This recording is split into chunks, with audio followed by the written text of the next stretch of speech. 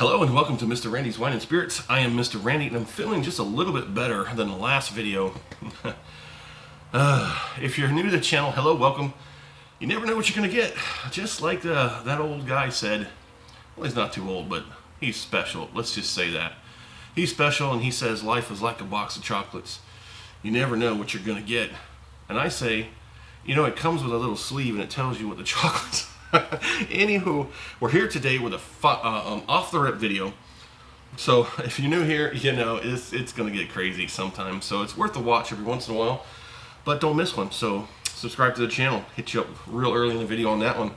All my returning viewers, you know how it goes. So let's just get on with it, shall we? So today's off the rip is gonna be Lost Irish.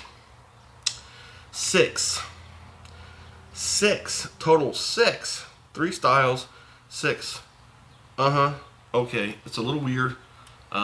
So background on the story. Where's my tool? Background story on this bottle is it was supposed to be in my local specs before I moved, and that wasn't a thing. It didn't happen. Don't make me use my teeth. Here we go. Cork pop. Oh, that was weak. That was so weak. Oh man, I am feeling better, but I'm still kind of dragging butt. But, you know, got to soldier on. Let's do this.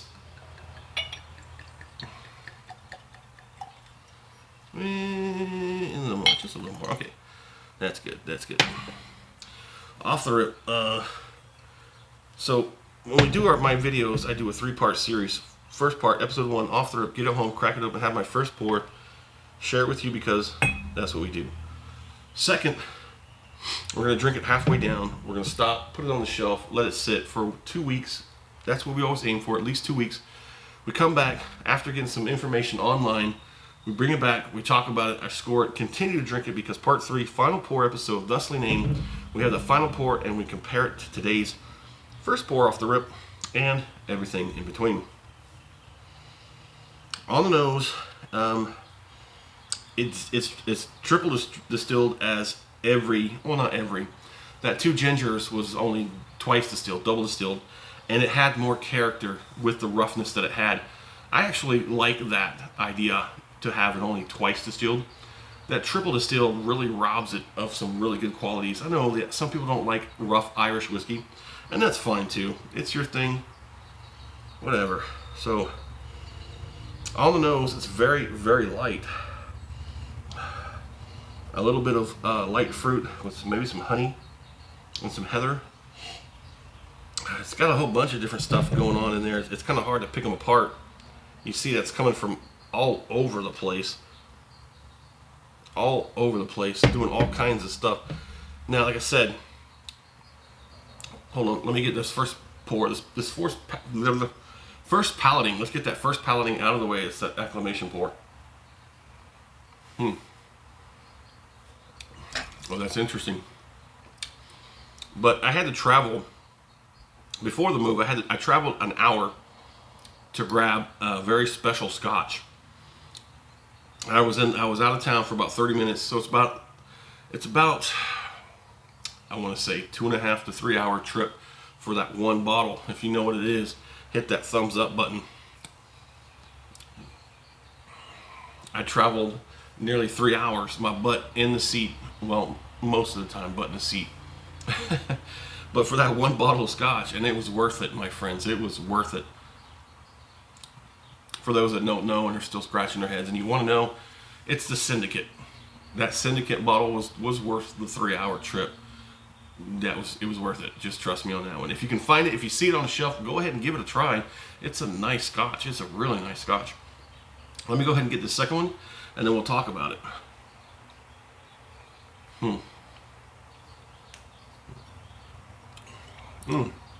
Okay.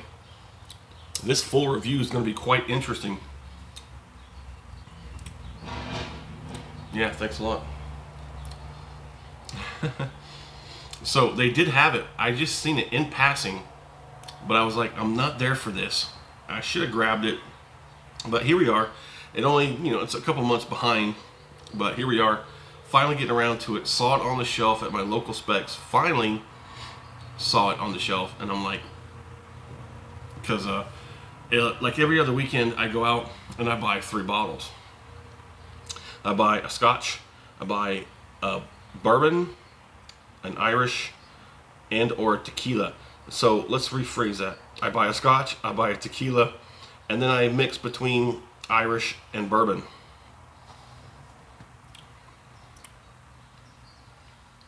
So it's very, very gentle, very mellow, but it's got a subtle sweetness and strength to it. It's kind of hard for me to describe anything that separates the characters because it's off the rip. It's all kind of crazy. By the time we do that full review, we're going to have a little bit more insights on how to pick that apart. But it's got some cheeks. Something is definitely working on the cheeks and the gums a little bit. The tongue's not quite back up to speed, but the back end is, most Irish don't have any kind of heat that builds up. They just have flavor with a little bit of spice. Most it's mild. If you want a spicy Irish, I recommend the Dead Rabbit. That is one heck of a bottle. I've bought that a few times. Not as many as I bought of the Solange, but yeah, that Solange, I think I could have bought I could have saved money and bought a case. And I think that Dead Rabbit, I think I might have bought in like 4 or 5 of those bottles. But that was back in the day before I got on this whole ideology of every time you buy a new bottle, always have a new experience until you find something. Once you find something good like that Dead Rabbit and the Solange, write it down, put it in notes, put it in your mental locker. And then once you've had everything that's on the shelf in your local area and you can't ship anything in, then you go back to the stuff you know is worth it, worth the trip, worth the money, worth all of it. So let's go ahead and get this finish done.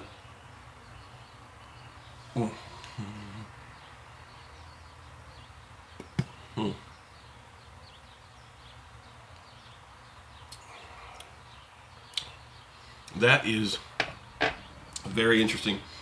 I'm still not able to pull anything apart, but there is some definite spice. I'd say probably like at least a solid 2 out of 5. The spice is on, flashes across the tongue, goes to the sides on the cheeks, a little bit on the lips, and a little bit on the gums. And there's just barely a warmth starting to muster up, a little something something in the background, on the very back end there.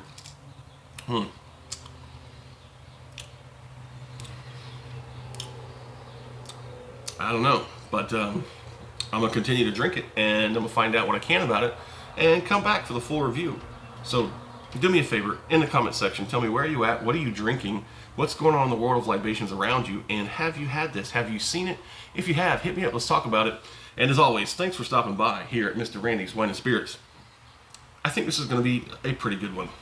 Yeah, I think it's going to be a pretty good one.